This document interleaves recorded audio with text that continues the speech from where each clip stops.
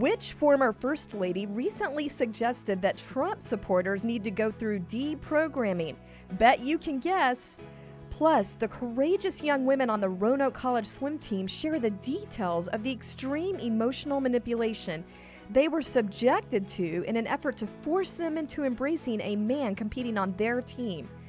And then we talk about the David and Goliath battle going on in Richmond right now to try to arm twist voters into approving a casino.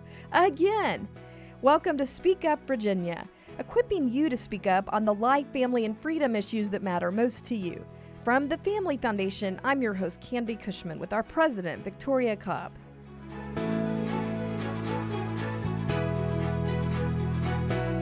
Well, welcome everybody. Thanks for joining us again for Speak Up Virginia.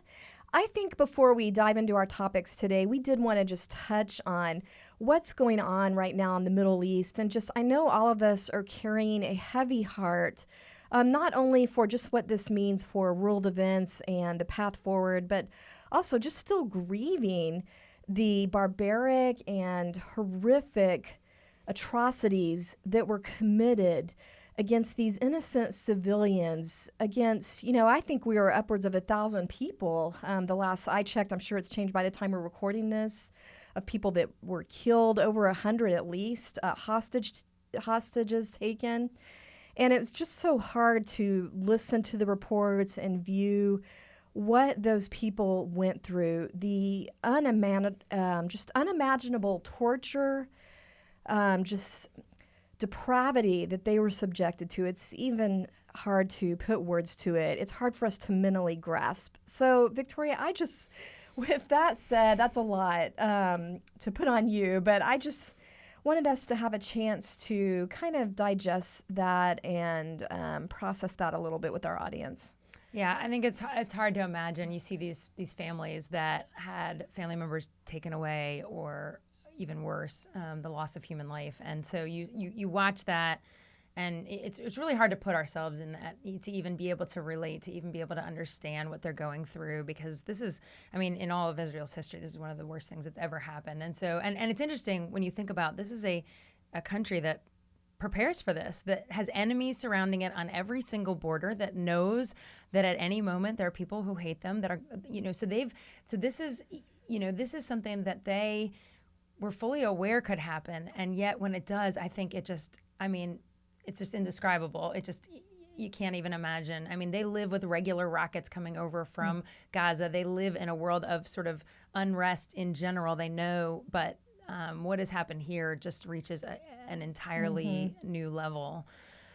I think it's important that we acknowledge what happened, that we acknowledge the atrocities that were committed and not turn away from that. But I know you've been there, and this really stands out to you because you saw some of these border towns. Tell us about that and how you're processing that. Yeah, I had an amazing opportunity to go over to Israel with a group called AIPAC, the American Israeli Political Action Committee. And really, the purpose of the trip is actually a geopolitical awareness. It is really to help Americans understand Israel and understand all of the enemies between Hamas and Hezbollah, and just understand the situation that they're in, so that Americans do a good job advocating for support for Israel in all the ways that you would expect, in funding and all sorts of things. And we got to go to some places that were really right up against the border and get some military briefings. I think more interesting, though, than even the briefings by the military was a moment that we had actually right on the border of Gaza. There is a kibbutz right there, and we actually were able to get a briefing. So a kibbutz is a community, just to give some background. It's a community that lives together and kind of works together, and it's sort of an all-encompassing lifestyle there. And they were able to really share with us. A woman named Chen Abraham just basically walked us through what it's like being so close to the border. They have bomb shelters within, you're supposed to be able to get to a bomb shelter within, I think it was 3 to 4 seconds. So they're everywhere. They're not like, within a quarter of a mile. They are every possible, you've got a playground right next to it as a bomb shelter. You've got a school right next to it as a bomb shelter. It's, and so it's just a little, just even knowing that you live like that. Right. I think we have a picture we can share with our viewers of just her showing us a game that they play with the kids to normalize this idea that you're going to have to run into bomb shelters.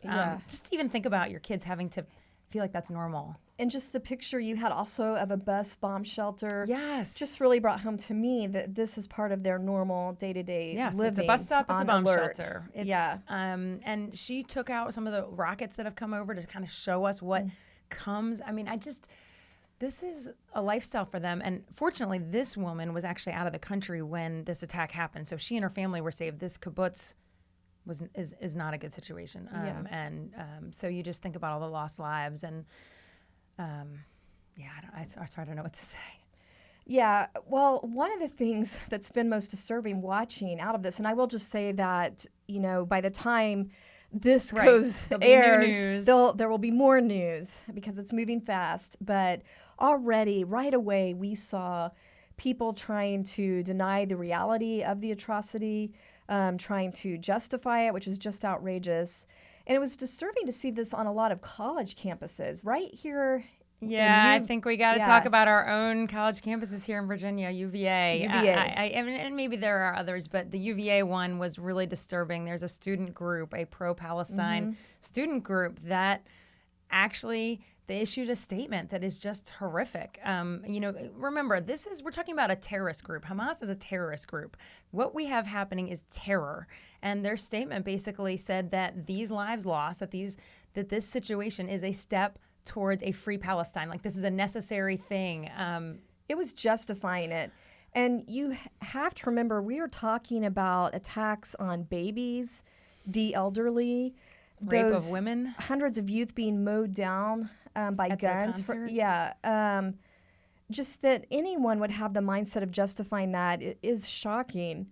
What is your thought on the fact that this does seem to be infiltrating so many of our universities? I think we've known this is there. I mean, there's been this undercurrent in our universities, whether or not we thought about them in our Virginia universities. I think we like to think of them like Columbia. We're hearing about Columbia and what happened there on the news. We like to think of them as other schools, but we know this is the academia, the left-wing narrative, and just it's been coming, but I think this moment is showing us what's really there. And I think parents of college kids better be really aware of what's happening on your child's campus, because this is shocking. I was pleased to see, I feel like we need to say that the UVA president made a strong, supportive statement of Israel and absolutely condemned what's happening with Hamas. So at least at the presidential level, that was good.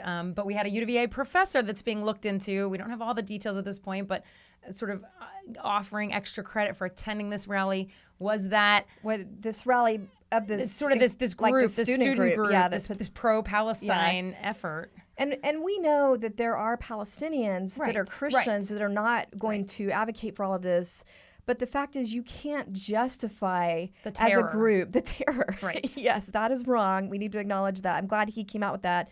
We'll see if students feel free enough to have a pro-Israel. I mean, that's the question, right?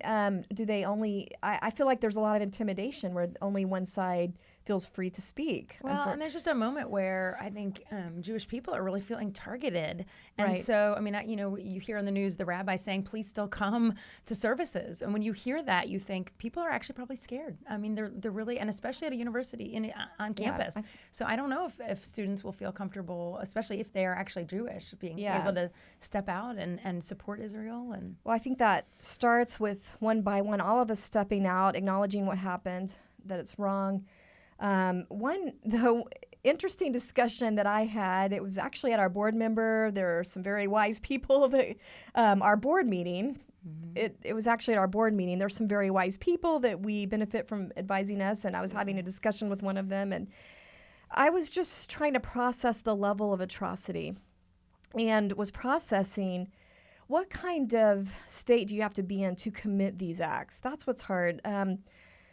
Do you have to be on drugs? Do you have to be divorced mentally, separate yourself mentally? Do you have to be demonically inspired? I'm trying to process that, And how does hate run so deep? Yes, and he looked at me and said, Candi, I'm sorry to have to tell you this, but, there's been other examples outside of this of atrocities that you have to think about, and this is the level of depravity that can exist in the human heart. And, I know that, but I don't like to look at that. And as I was being disturbed by the fact that too many people want to stick their head in the sand on this, I was really disturbed when this news first came out that people didn't want to say anything. They don't want to look at it. But maybe one reason they don't is because we don't want to look at the depravity that is in the human heart. That is scary. Right. Well, because we know it's inside of us too, right? I mean, hopefully not to that degree, but sin is sin, and until you're redeemed and Jesus takes over your heart, it's where it can go is a scary place. And I think we see people who their hate is driving them to actions that are unspeakable. We don't want to look at the ugliness of sin in the human heart. We don't. We'd like to think that it's not there. Right. But one scripture that did encourage me that I just want to share with you all today, hopefully it will encourage you, was 1 John, what was it? Just 2:8. Yeah, we were just looking at it. And it talks about the darkness is there, but the light is shining in the darkness. Actually, I want to just pull that up and get the exact verse. Jesse, if you already have it up. Here it is. Okay.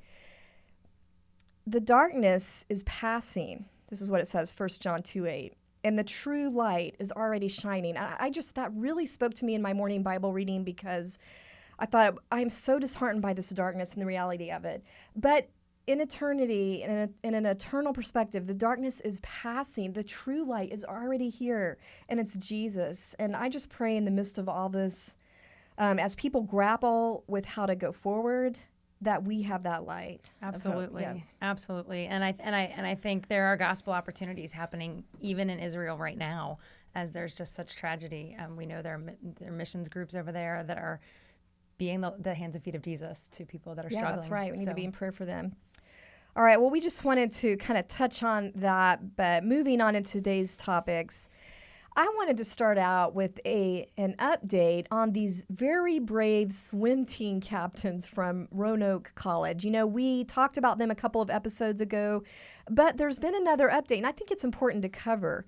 If you remember, we talked about the Virginia High School League, which is the organization that kind of governs high school sports and sets policy for them. Well, they have this existing policy that essentially allows boys to compete on girls' teams. And there has been a proposal for them to repeal that and replace it with language that more aligns with these Youngkin revisions to how transgender issues are handled in school, which would be a much fairer approach for girls' competitive teams. And so that's what was going on when we first heard about these young ladies. And actually, our Speak Up team in Charlottesville put the word out that public comment was needed at this Virginia High School League meeting where they were considering this.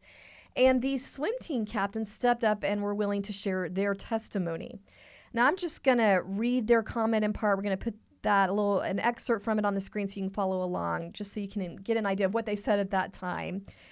They said, "The rule makers have allowed my team to be manipulated, blindsided, and pressured into silently accepting unfair treatment and unfair competition as we head into our competitive season.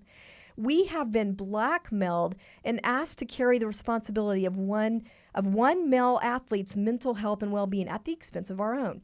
This has been too great a burden to bear for many of our teammates who have lost hours of sleep, many tears, and the will to train against a swimmer who has an advantage in the water our bodies can never possess." Now, Victoria, at the time, I'm hearing these words, emotional blackmail, that they're losing sleep, and I'm thinking, I get why that's not fair, but I don't know if I'm quite understanding the emotional distress until I heard the rest of their story. Yeah, so not long after that situation, Lily and Bailey were joined, the two swim captains, they were joined by their colleague Kate as well as some team members. And we'll put a picture up of them so you can kind of see them. But they joined together and they came together in a press conference. It was just just shortly after that. And they described exactly what kind of emotional pressure that they've been enduring. And basically, as it was reported in the Daily Mail, at one point, their coach basically called a meeting of the entire swim team, the whole squad, which included the male and the female members. And it was the male swim team and the female swim team, and also the transgender individual. Yeah. And Kate tried to explain the students' sort of perspective, the female students' point of view. And basically, they just said that they supported the transgender person as an individual, but when it came to female competition, right, when that was a key, they didn't feel that it was biologically fair, that it wasn't fair to put his body up against theirs. And they gave some statistics to try to explain why they felt this way. And then what happened next is really just appalling. All right, so I'm just going to say kind of what happened next based on what the Daily Mail had in a quote from their article. So it says, and after I was done speaking, the individual, so just speaking of the transgender individual, immediately jumped up and started saying, I was suicidal. I wanted to kill myself. I wanted to jump off the building of Trexler, which is one of our science buildings here. She explained to reporters how there was immediate silence and she froze. And she said, I was like, I don't know how to respond to that. And I looked towards the two coaches and the athletic director, waiting for them to say something, and nothing happened. Yeah. I mean, let's just get the picture here. These young girls have been going to their administrators, to their coach, saying, we are not comfortable with this. We feel discouraged about our chances to compete. They're not being listened to, and instead they're told, okay, well, you need to bring your concerns in this big meeting. To everybody. Yeah. Let's air them all out in front of this person. And this male is going to be here, too, and listen to everything you're saying. You're going to be on the spot. So she shares and tries to share in a compassionate way. We value you as a person, but biologically speaking, we feel this isn't fair, essentially is what the point she was making. And then this response. I mean, imagine that pressure. You're sitting there. Of course, you wouldn't know what to say. And it sounds like the administrators just left her hanging out to dry at that point. Fend for yourself. Yeah, I can't imagine the scenario. Maybe we should listen to one of the clips of what the captains are saying. Yeah, I will mention one thing though. Right. So right after this whole conversation happens, she shared how they were told to take out their cell phones and do a straw poll right there. And everybody vote whether this biological male should be allowed on the female team. And of course, pretty much everyone said yes, because the person's there. They just had this very emotional conversation involving suicide. But later they're telling each other we're not really comfortable with it. So I think emotional blackmail is fair, right? The phrase that they used.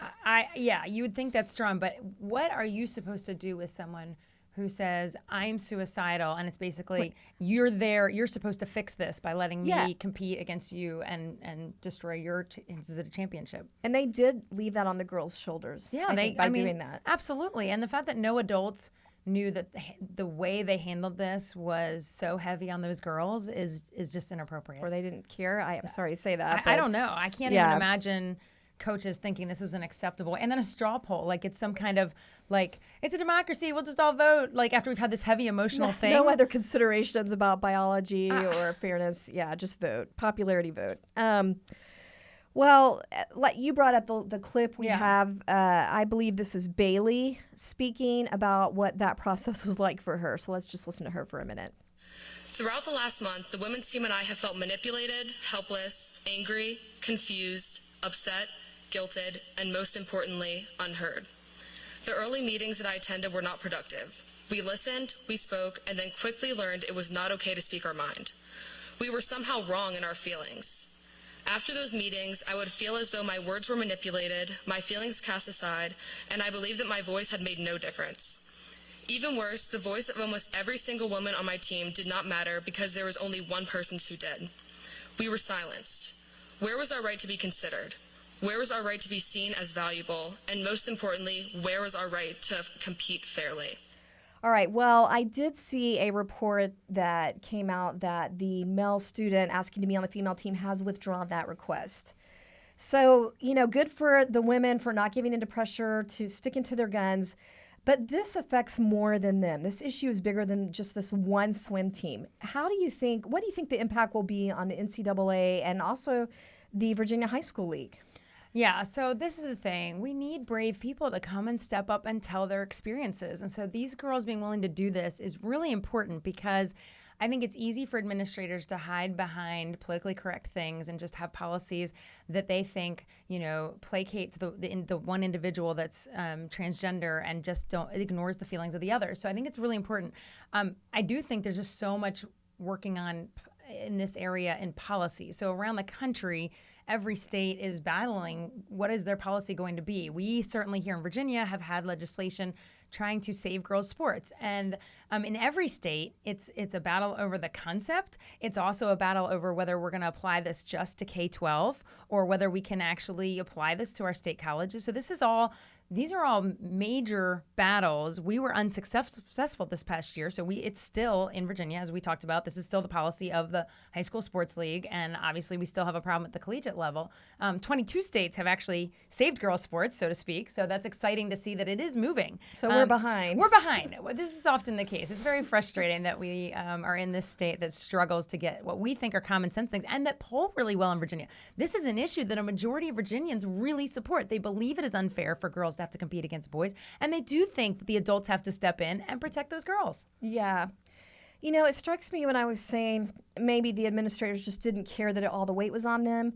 Well, number one, we need this legislation to take that weight off.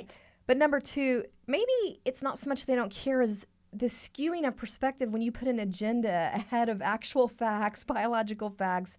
And you see this on the parental rights issue with transgenderism as well in the lower schools, that the agenda starts to take over from basic safety needs. Well, there's a reason that our campaign was protect every kid, because what happens is the administrators hear from one perspective and they don't think about the harm that happens to all the other kids who are in a bathroom that is not safe for them, is not a protected space for their biological gender, or they're on a sports team that they can't compete. They tend to hear one perspective instead of protecting every kid. Right. That's what happens when a sexual agenda drives things. Yeah. Well, moving on to a completely different subject, some of our listeners might remember when we were talking about this huge victory we had defeating efforts to push a casino into Richmond. Well, now it's here again, like this zombie monster rising again. This whole thing, it's rearing its ugly head again. It's alive, it's alive, it's alive. All right, Victoria, seriously, what is going on? Yeah, well, let me set the context. If folks might remember, there was a piece of legislation that passed that allowed for the first time up to 5 localities to consider putting a casino in. And the way they would do that is taking it to the people. So they would go on a localized ballot. And so 2 years ago, we had a referendum in 5 places. And of course, lots of the cities passed them. But Richmond actually blocked it. And we were part of that effort to stop the casino. And it was, again, very narrowly divided. So literally 50 point something to 49 point something. So this was a neck and neck, razor thin battle. And it was, as all these casino battles are, deeply outfunded one side to the other. So, I mean, they spent millions upon millions, and our little anti-casino side spent roughly in the neighborhood of like $200,000. I mean, we were so outspent, but we said no. The city said no. And unfortunately, they have worked through a bunch of corrupt politicians and backdoor deals and all that, and they are putting it right back on the ballot, and Richmond has to say no again this year. Okay, first, I think people need to really understand what an amazing victory that was. Like you said, it truly was David versus Goliath. Why did David win? What do you think, really? Why didn't people want it? Well, hopefully the message that we were sending got out to people, which is that casinos bring crime, they bring sex trafficking, they bring things into your city. They promise all these great things, but they bring in so much harm. And so we tried to hit the doors with that message. We tried to hit people's phones with that message. I mean, we really worked hard to make sure people understood what was really on the table, because it looks enticing every time they come with all the flash and money. Yeah. So that's the challenge. Yeah. Well, they are making some pretty big promises, and I think the average person would probably wonder, why are we opposing this? Let me just throw out some of the things they're promising. And it does sound pretty good. At least $30 million in revenue for the city, more than 1,000 good-paying jobs. We keep hearing the good-paying jobs, and a nice little 55-acre public park in Southside Richmond. And when you see these beautiful drawings they're putting out there of this park, you know, you just kind of wonder, that doesn't look like anything we have in Richmond. So, you know, it looks pretty fictional, quite frankly. But again, people might think we're crazy if people are hearing these promises, good paying jobs, it's going to increase revenue for the city. How do you articulate, if the average person articulate, why they are opposing this? Yeah, I think it's very easy to be lured by the glamour, but the reality is that with gambling comes deep, deep problems in the local community. So they make it sound like it's going to be this big tourism thing. They make it sound like people are going to come from all over and they're going to use all the Richmond restaurants and they're going to hang out at the casino and they're going to drive all this revenue. The reality is the local area then struggles with addiction themselves, and it breaks down families because you right there, people who struggle with addiction now have it in their backyard. And so what actually happens is addiction starts creeping in, crime starts creeping in, and what you end up having is people actually end up paying about $3 for every $1 they gain in the socioeconomic costs that come with family breakdown, that come with the crime that comes to the casino area. And so people it's a long-term understanding, but you got to get past the glitz and the glamour and how beautiful it looks. Is it fair to say do we have data on sex trafficking coming in with casinos? Yes. I mean, I hate to say it, but these things all come together. It's very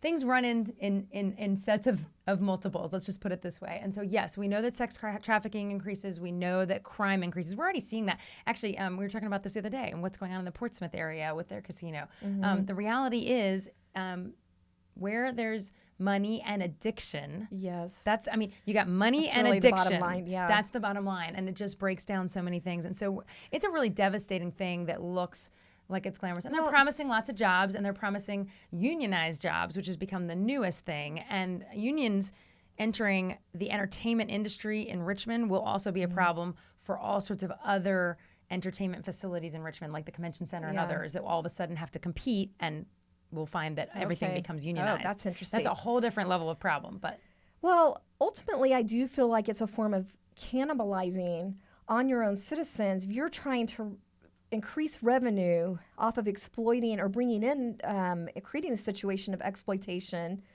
off of other people, so some people can benefit off the vulnerability of others. That's one problem I have with it. Well, and the other thing too is that people forget and they think, okay, we need all these jobs. And sure, Richmond does need more jobs. Yeah. What they need city leaders to do is make a city that lures in great industry that is beneficial. Yeah. It is not an option. This is not a false choice. What they're doing is they're setting up a scenario where it's the casino or no jobs. No, the alternative is that the city gets its act together and they lure in good industry and people get jobs that create wealth and prosperity that don't also take down the families with them. That is the alternative. And I just get frustrated that people buy into what they're being sold. Yeah, because we have failed in this other area. There has been leadership failure in exactly what you're saying. Yes. That we're just going to go to the easy route, exploitive route. Yeah, absolutely. Yes, yeah, and that's casinos very always go down over time, right? Yeah. So they at the beginning they're very, very attractive. They lure in a bunch of money, and then you just watch the whole area get depressed. I mean, Atlantic City. I'm getting sad thinking about it because we all live right here. So yes, yeah. exactly. It's not exactly our first choice of what's going to come to our area. Well, the good news is our action team is making a valiant effort to defeat the zombie again. They have a Still No Casino coalition that they are a part of to help educate people about everything that we just talked about. And I did want to share a digital ad that they've got circulating right now. Let's just watch that for a minute. Heavily outspent by outside special interests, Richmond voters still said no to the casino. Don't let big money and corrupt officials think they can buy your vote. Casinos lure crime, sex trafficking, drug trafficking. They're back with twice the money to sell you a bigger, fake deal. They couldn't hoodwink us last time. Don't let them do it now. Stand against corruption. This is our city, our future, our choice. Stand with the Richmond Anti-Corruption League. Say no to the casino again.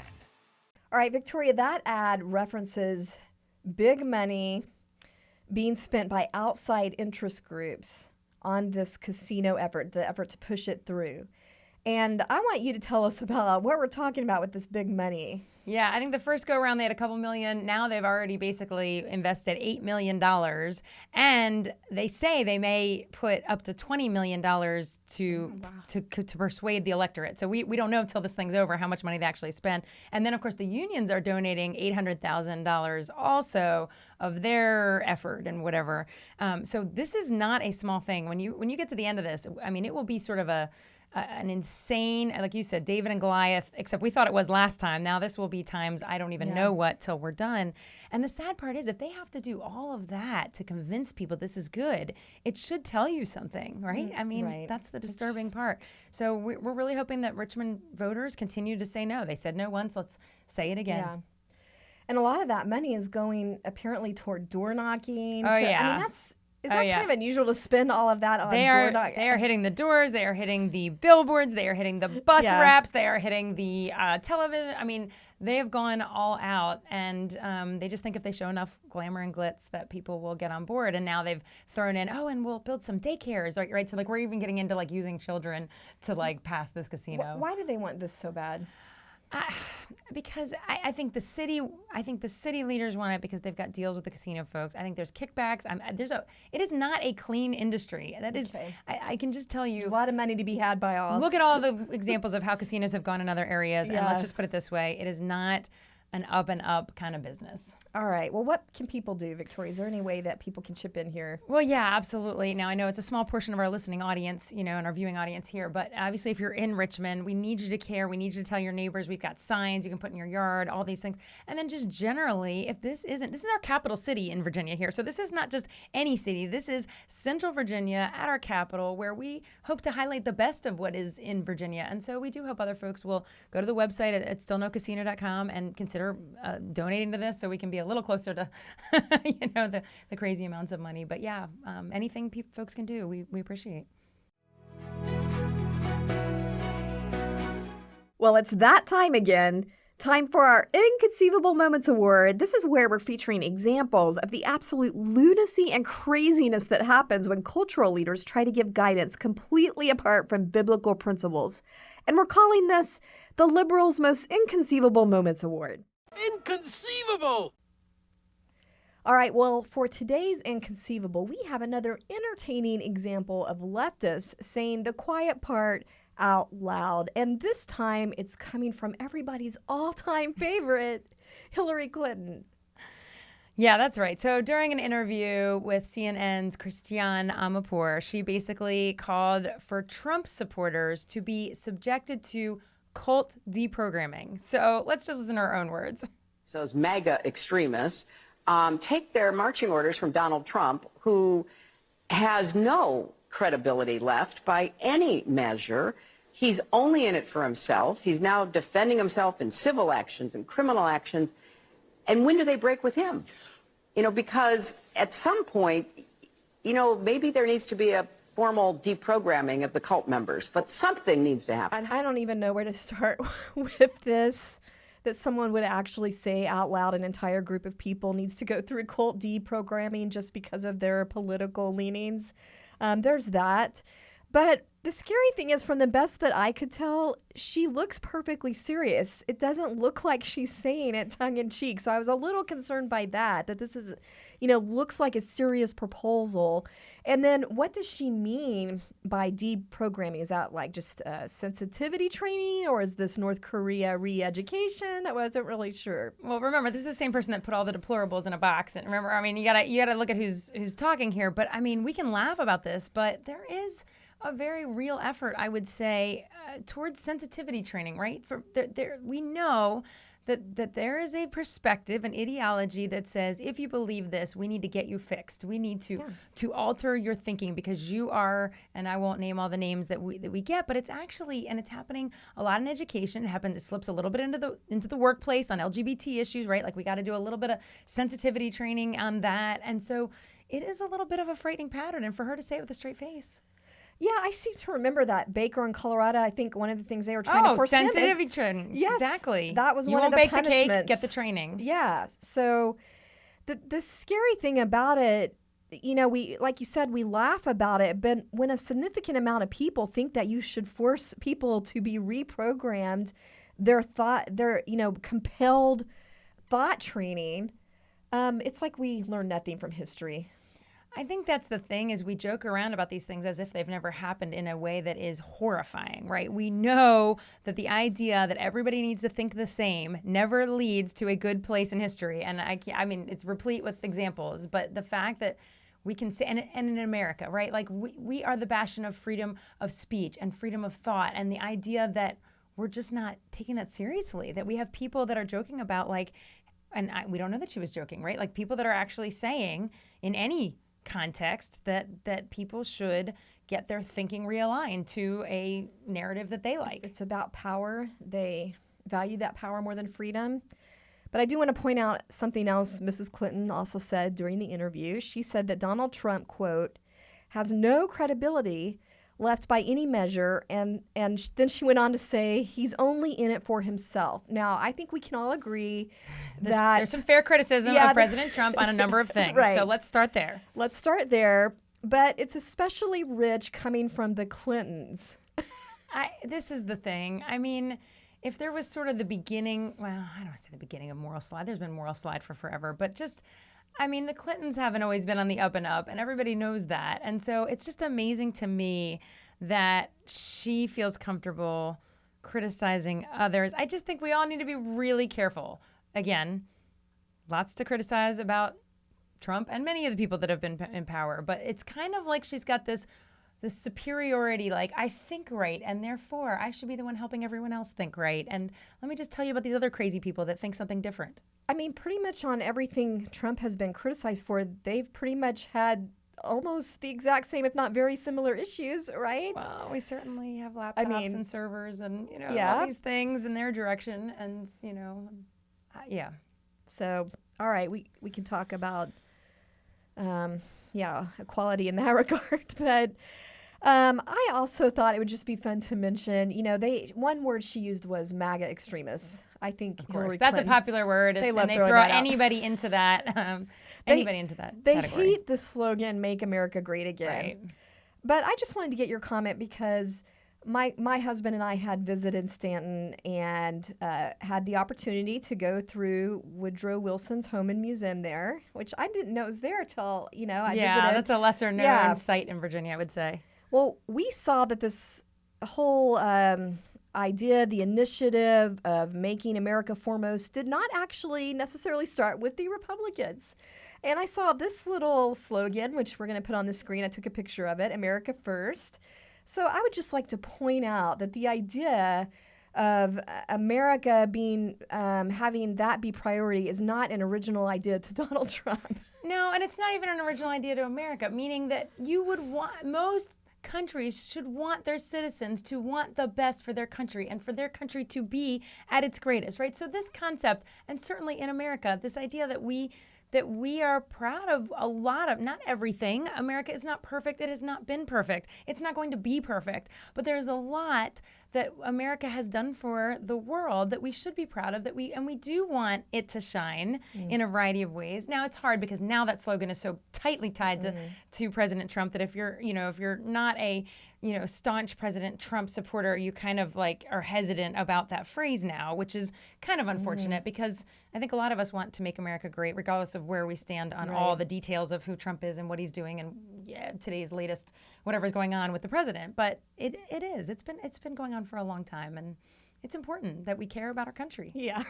Well, with that said, one way you can care about your country is to get out there and early vote. So I'm going to throw that plug in. Make sure you get our voter guide.